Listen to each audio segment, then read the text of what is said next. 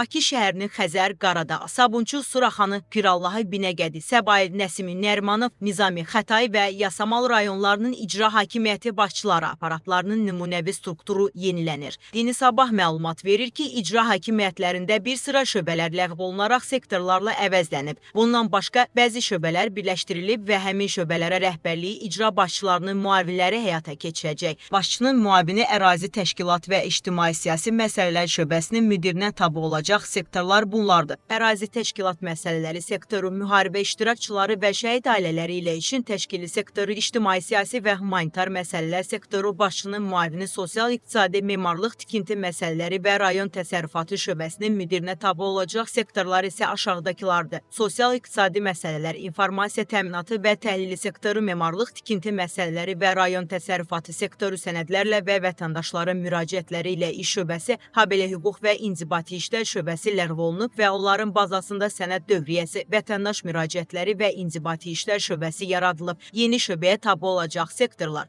sənədlərlə və vətəndaş müraciətləri ilə iş sektoru, hüquq və kadr məsələləri sektoru, əlavə edək ki, icra hakimiyyəti başçısının şəhər və ya sahə inzibati ərazi dairəsi üzrə nümayəndəliklərinin nümunəvi strukturunda da dəyişikliklər edilib. Bu haqda müvafiq fərman imzalanıb. Fərmana əsasən bütün dəyişikliklər 2 ay ərzində tamamlanacaq. İxtisar olunan əməkdaşlar Dövlət İmtahan Mərkəzi vasitəsilə müvafiq dövlət qurumlarında işlə təmin olunacaqlar.